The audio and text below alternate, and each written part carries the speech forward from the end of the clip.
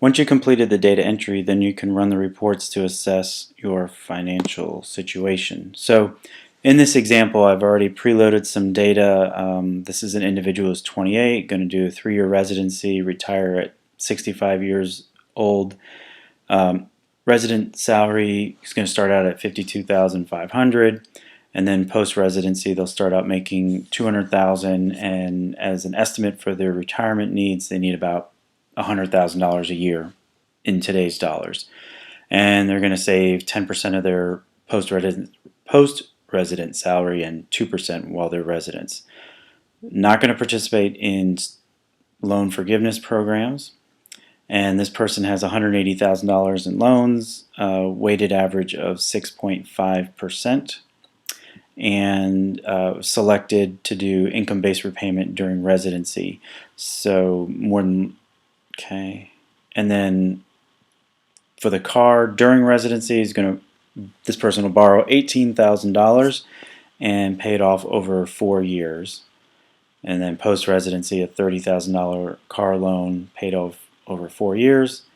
And as a resident, has elected to rent, and $900 a month is going to be the rent. Post-residency, buy, $350,000 mortgage, and then I've put in some monthly expenses. $700 for food. I did $150 a month for emergency savings, so I covered that in the previous videos, but that's definitely something that you want to start building up once you start getting a paycheck. So let's take a look at the reports. So again, you can either go across the bottom and select the reports, or you can click up here and then you'll get a list of the 5 reports that are available. So the first one, for residency perspective, the important ones are going to be number 1 and number 2. The other 3 are nice, but they're more like long-term planning, but we'll take a look at those as well. So report number 1. So this is a table that summarizes, the top half is a summary of your resident budget, and then the bottom half is a summary of your post-resident budget. Okay. The top part, you have your salary, taxes, your annual take-home, and then your monthly take-home pay. And then this is monthly expenses are pulled from the answers that you, or the data that you entered on the first page. And then column C, we have some color coding. These are just a quick assessment if your monthly expense is within a suggested range for your budget. And these aren't locked in stone or anything like that. It's just based upon information that I've seen online from different financial resources. This is the range that they suggest. For example, your housing should be between 20 and 40% of your take-home pay. In certain markets that's realistic, in certain markets that's unrealistic. I mean, Manhattan, it's going to be impossible to do 20%. You might even have to go above 40%, but you may not have a car payment too. So anyway, so the ones that are green are within the range. There's a couple, like for example your student loans, there's no green or red, it just is what it is. And then the red, for example, this emergency fund is a little bit lower than what you would want to do, but again, it depends what you're able to afford based on your salary. And it also gives you an idea where you can look at to make changes, because you can see this particular budget, the way it's set up, is $775 per month overspent. Okay. One other thing you may see, like this child care, line 16 has a 0%. The only reason I have it, the reason why I have that there is because, for example, if you put like $100 a month for childcare, that's not realistic. So you actually have to hit a minimum threshold in order for that to turn green. Obviously, if you don't have children and childcare is not a monthly expense, you can ignore the fact that that's a 0% or a red 0. Okay. So now this is the same information for the resident budget. It's just presented in a graph format. So this is called a bar and pie chart, and the bar represents expenses that are less than 5%, and they make up the other category, which in this case is 10%. So these are really all of your small items. You can change them, but they're not necessarily going to have a significant impact on your overall budget. In this example, you're $774 a month short, so changing something like your, charity / college savings is not going to make a big dent into that number. But what you'll be able to see, depending on what your situation is, you'll see where your big chunks are, and kind of figure out which 2, 3, or 4 categories you can attack to try and lower them. Okay. Once you make changes to the original budget, for example, let's take a look at cables, 5%. And you come back to the first tab, and you scroll down to your other expenses, and cable, which is $139. If you just make it $125 instead of $250 a month, your budget will be updated automatically. And actually, cable jumped over here to a 3%. And if you look at your chart, you're now down to $649 deficit. So any changes that you make are going to be real time and update in the charts and graphs immediately. All right. The third report will be a graphical representation of your post-residency expenses. Report number 4 is a summary of student loans.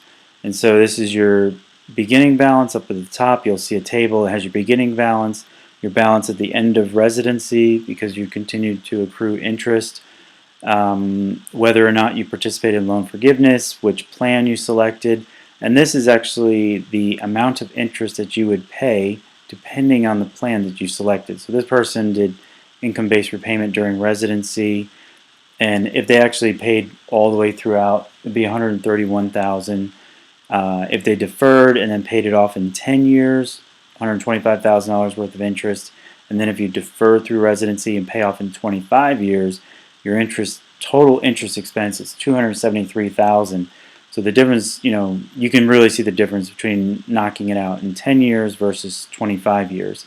Down below, you have the same information, it's just in a graph. So the different lines represent the different plans, and then across the bottom you have your age, and when the line of the plan hits 0, that's when you will have paid off your student loans. So the 25-year plan, after deferring, you pay off around 57 versus the 10-year is going to pay off around 42, 43. Okay. Now there is one thing, because of the way the formula is written, and I couldn't figure out how to code it correctly. This total interest, total income-based repayment, and then using like the public service loan forgiveness. Remember, or if you don't remember, that means that you make payments for 120 periods or 10 years, and you agree to work for a nonprofit, which almost every single residency qualifies and every single hospital would qualify. So if you actually make payments throughout residency, and then fellowship years count too, so if you do a 3-year plus a 1-year fellowship, you make 4 years of payments there, and you're paying $300 to $500 a month. And then once you finish residency, then you make 6 years worth of payments. At the end of that 10th year, whatever balance you have goes away. Okay, so I couldn't figure out how to code it so that the loan payments would just stop. So it appears that the income-based repayment actually costs more interest than just deferring it and then paying it off in 10 years. But the way you have to look at it to make it more accurate is this person's going to start making payments at age 28 when they start residency, and then at age 38 they're going to be done, because that's when they've reached their 10-year mark, or 120 payments. So if you actually scroll up to the red line around 38, and then you can go over to the left, or in this case you can see the value right there, but if you come over to the left, that represents the amount that will be forgiven for that individual. So if they make 120 payments, they will have about $100,000 or $110,000 that will be written off due through the Public Service Loan Forgiveness Program. Now that is taxable income, but again, you're getting rid of $100,000, and let's say you pay $30,000 in taxes on it. So, you're obviously going to gain in that scenario. Okay. So I did want you to, like I said, right now I haven't figured out how to fix the coding to make it look accurate. But if you do want to do income-based repayment, and that's something that you're considering, and you want to know how much you would be forgiven, or why would I do it if I'm not going to get paid off till 43, I want to let you know that's not correct. So, or the graph is not correct. So take a look at your age when you start making payments, push it out 10 years, come up to the red line, the IBR line, and then you can come across and you'll see, about 100 or 110,000 will be how much is written off, and that is when your student loan payment goes away.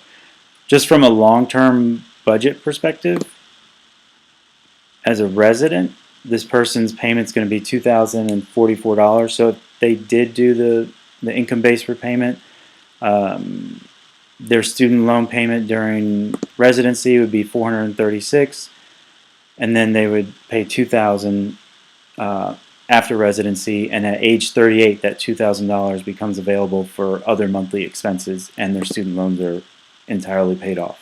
Okay. The last report is a retirement report. So this is your summary up top. This is the amount that you said you would save during residency, in this case 2%, 10% after residency, when you want to retire, how much you needed per year, and then this is actually your goal for retirement, in this case 4.3 million. That assumes inflation over the next 30 years. And then based on the 10% that you're going to save and the 2% that you save during residency, you're actually going to achieve about $3 million. So line number 8 tells you whether you'll achieve your retirement goal. The answer is no. Obviously 3 million is less than 4 million. And then it tells you how much additional you need to save in order to achieve your retirement goal. So you can either increase your post-resident contribution by 5 percentage points, or you can lower the amount you need per year, or retire later. You can make those adjustments accordingly. The graph is the same exact information. You'll see it's 3 million here, the 4 million here. The green line represents your goal. The blue line represents how much you're actually going to save over the years. And then since it's below it, you're not going to hit your goal. So just as a show you kind of again how everything works, if you come back to the first page and you adjust your retirement savings from 10 to 15%, the retirement report, you can click it here, should update, and now it says yes, that you will achieve your retirement goal. Be pretty close, but you're basically right there. So that is it for reports. If you have any questions, if your reports do not look like this, meaning let's say the box is covering it up or something like that, send me an email, let me know, and I will try and make an adjustment. Sometimes with the different Excel versions, the reporting isn't quite the same. So, all right. Thank you very much.